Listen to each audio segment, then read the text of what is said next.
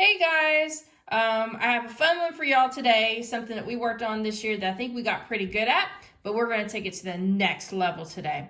So Cosmo's not here yet because he is at the doctor, but hopefully he'll be here soon. All right, so let's review what we've already learned about rounding. Yay, I know some of y'all love rounding because y'all got to be so good at it this year.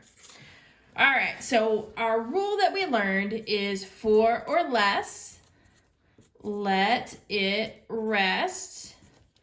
5 or more, let it soar. So let's see what we looked at. So let's say that we had the number 5,274, and they wanted me to round that to the nearest 100. So the first thing I do is I find the hundreds place right here. So this is the number that is changing or staying the same. So it's either going to go up to a 3 or stay the same at a 2. And that depends on this number back here. So the first thing I taught y'all to do was go ahead and write down everything that's in front of the number. Keep it the same. Then we're going to leave the blank right there for if it's going to be a 2 or a 3. Then everything behind changes to a 0. So now, to figure out what this number is, we're looking at this number right there. That's 7. And we go to our rule. 4 or less, let it rest. 5 or more, let it soar. Well, this number is a 7. That's 5 or more, let it soar. That means my 2 is going to go up to a 3. So this number rounds to 5,300. Oh, I think I see somebody. Hi, guys. I just got back from my doctor's appointment, and look. Braces. Do they hurt? Yes, a little bit, but it was worse whenever I got them on. Now they don't feel so bad. Oh, that's good. That is good, Cosmo. You pretty good at rounding, Cosmo? Oh, yeah, I love rounding. Fantastic. So you can help us today then because we're working on rounding. Oh, I love rounding. So we just reviewed the basics of what we did this year on rounding. So we just rounded something to the hundreds place just now. But we're going to take it to the... Next level? Yeah, to the next level. Not the next level. Oh, yes. So we are going to learn how to round a decimal today. Oh, that sounds so exciting. It is very exciting. And we get to use the same rule to help us. So we're going to take the number 16 and 24 hundredths. Okay? And we're going to be rounding this number to the nearest tenth. So the first thing that we have to do is figure out where the tenth place is. Right. All right. So Help it me. would be the 2, correct? Yeah, the 2. I'm going to underline that number that I'm rounding. So like I reminded my class of a while ago, we're going to go ahead and bring down everything in front of that number. Keep it the same. We're going to put a blank right there where the 2 goes. And then everything behind changes to a 0. To a 0. So since it's behind the decimal, I could just not put anything there. But we're going to go ahead and put a 0 there to keep it the same rule and so it doesn't get confusing. So now we're looking at our 2 and we go to our rule. What do you know about that rule? 4 or less, let it rest. 5 or more, let it soar. Okay, so help me apply that rule right now. All right, so since you go over to the next number, and that's a 4, and it says 4 or less, which is a 4, so we got to let it rest. So it just becomes a 2. Right. So this number just rounded to 16 and 20 hundredths, or 16 and 2 tenths, right? Correct. Good. So let's try another one.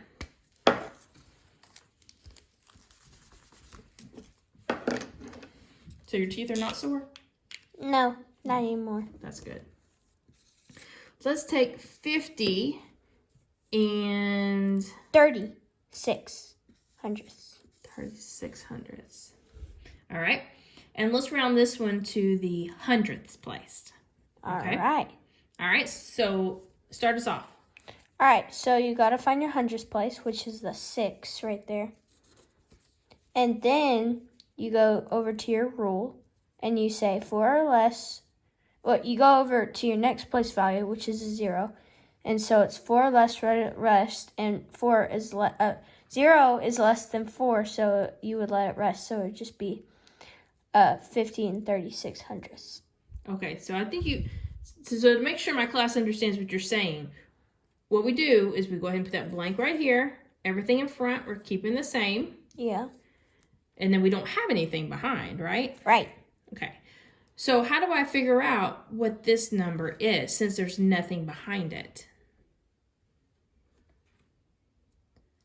So since there's nothing right here, it would be a 0. It's a 0, yeah. Since there's nothing there, we can just put a 0. Exactly.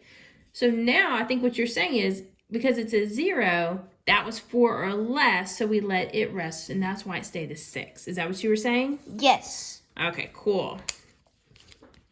All right. Let's try one more.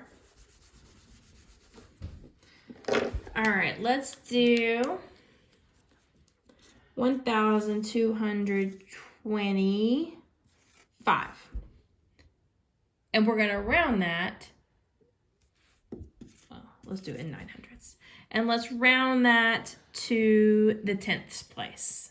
10th place. Okay, so you find your tenths, which is the 0. Okay. You underline it, and then you write 1,225.0, and then you put behind it, no, you put the 0 there, and then you put a 0, yeah, there you go. And then you look over to your next place value, which is a 9, and that's 5 or more, let it soar, so it would become 1/10. Good. So it'd be 1,225 and 1/10. I may have gotten braces, but I'm still smart. Well, let's give, I said that was the last one, but I have one more. Let's do one that might be a little harder, and let's see if you can help our class figure it out, okay? Alrighty. All right, so we're going to do 56 and 97 hundredths, and we're going to round that to the 10th place. Okay. Alright, so you first find your 10th place, which is the 9. And then you write 56 point blank, and then you write a 0 behind it. And then you go over one place value, and you find your 7, which is 5 or more, let it soar. So it would become, since it's a 9, you go up one to a 10, and then you have to add 1 to your ones place. So what are you telling me I need to do?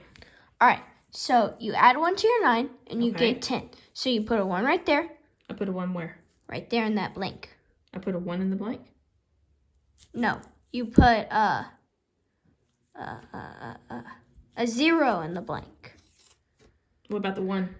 You add that to 56. So it would become 57. Ooh, that one was tricky, wasn't it? Yes, it takes a lot of brain. So it's like carrying, right? So you know how like when it's, if we were adding something and we had more than 10, we had to carry it. Right. So it was the same idea here. We went up by 1, which made it a 10, but we couldn't put a 10 there. So we had to put the 0, which was the ones place, carry the 1, and then add it. So that one was a little trickier. Hopefully you won't have too many like that. But if you do, that's how you would do it. Any closing words today? Let me think. Don't think too hard. I'm trying not to. I feel like I got something up there. Let me think.